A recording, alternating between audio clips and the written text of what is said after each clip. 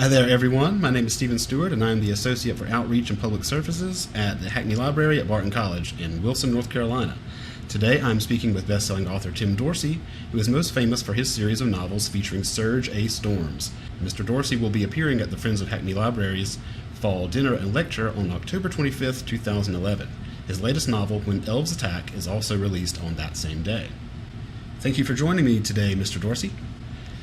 This year, both of the authors that will be speaking at our Friends of Hackney Library dinners, you and Joe Lansdale, have a striking similarity in that where you are from has a huge impact on your writing. The inclusion of Florida history, trivia, and commentary in your books is extremely entertaining, but it's also very informative.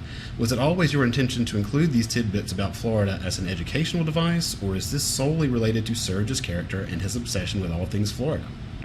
Well, that was the most fun part of the writing for me, but when I was doing the first novel, I wasn't sure how much it would fly because I hadn't really seen a whole lot of it. I mean, I'd seen it in some of my favorite books, but not really, at an obsessive level like my character does it. And so I said, well, let me have that be part of his obsession because it's part of mine, and that way I can sort of treat myself and slide this stuff into the book and have it be part of his, insanity. And so it turned out that was, I thought I was being indulgent. I was kind of trying to hold back, and it turns out that's something that resonated with a lot of the readers, the people who live in Florida, because they recognize the people outside of Florida, because they said, well, this is a great tour guide, and we'd never get this from the Chamber of Commerce. So I took off any restrictions or censorship or whatever, and I just went ahead and indulged myself. It's my own personal kind of passion thing. Okay, gotcha. Back to Surge. He is definitely one of the most complicated characters that I have ever encountered in any piece of fiction. How did his character come about? It was kind of an accidental creation. I was going to try to just create a larger-than-life villain, kind of a Bondian, James Bond, Dr. No type of character, so I was going to build his backstory before I had him meet the protagonist for their confrontation. And in order to, I just wanted to write satires and history lore about Florida and crazy stories, about people like Surge and Coleman and those types. So as I was going along, I figured, well, if I'm going to have him murdering people, let me think through my years of journalism experience, the people I've covered who were the most arrogant and the most deserving, the people, the scam artists, the people who exploit the elderly. So when I started having him bump them off to kind of build his backstory, I was having way too much fun with it. And I realized this is the main character. Okay. I mean, let's just break the mold and go with this instead of the traditional. So that's how he came about. Oh. And he basically bloomed about halfway through the first draft. So when I was doing subsequent drafts, I brought everything up to make it consistent. We're about 13, 14 books later now, and he's still going. I'm glad he is. Did you ever anticipate the following that you have, given the behavior of characters, of all the characters in your books? I never thought I'd get published. I mean, when I first wrote the first, let alone let it be a series, and again, let alone that people, would show up at events, in growing numbers. I mean, it was very, very, very intimate groups, when I started doing book tours, because you have to get known, and sometimes I'd be sitting there with 3 people in a bookstore talking about them. It's grown over the years. But I wrote the first book.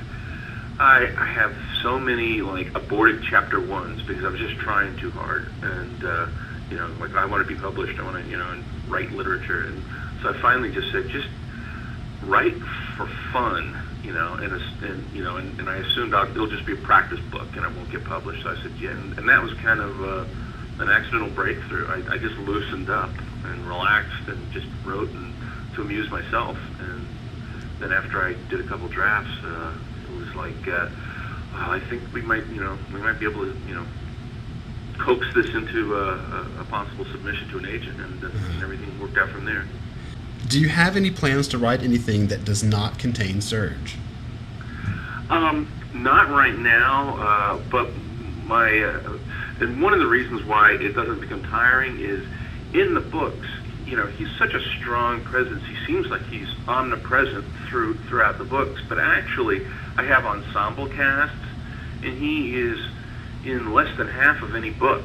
Although, like I said, it's like spicy food. You just put a little Tabasco sauce, and it seems like the whole thing is full of Tabasco sauce. So, but what I do is, since it is ensemble casts, and also within the book, sometimes I'll mix writing styles when I'm doing other plot threads. And I'll write it in like a kind of a noir type thing, certain passages, and I'll just do different things with different characters. So within the series, because of the separate threads of different characters, I've been able to depart from writing about Surge. So he hasn't gotten tiring for me, and I think it kind of balances the books for the readers as well. All right. I read an interview with Thomas Harris a while back, and he was talking about Hannibal Lecter and how there was a lot of himself in that character. He said many of the things that Hannibal was interested in, such as cooking, for example, were also interests of his. I think you probably see where I'm going here. How much Surge is there in you? Yeah, and vice versa, however you want to put it. Except for his lack of impulse control, which leads to extreme violence, he's me. I mean, they say, is he your alter ego? No, he's my ego. I mean, he's it. You go through life and in social situations and in employment situations, you sort of kind of, govern your behavior and your thoughts and stuff. But when I sit down, all I got to do is just, like I said, just take off the blinders or the restrictors or whatever, and he's my mouthpiece. I mean, when I travel around, I'm just as hyper and annoying, taking a million photographs and trying to collect history tidbits and searching for, souvenirs and, just everything that he, enjoys about life. And that's me. He's just a hyper little puppy. I guess I shouldn't admit all this, but the one thing I am different is we're just exactly the opposite when it comes to impulse control. So, yeah, I probably need to act out even more, but I do it in the books instead. Very good. Very good. Well, that is pretty much all the questions that I have. Okay, I appreciate it. All right. Well, thank you for taking the time. Oh, absolutely. Thank you for taking the time, and we will see you on the 25th. Okay. All right. Thank you. I'm looking forward to it. Okay, we are too.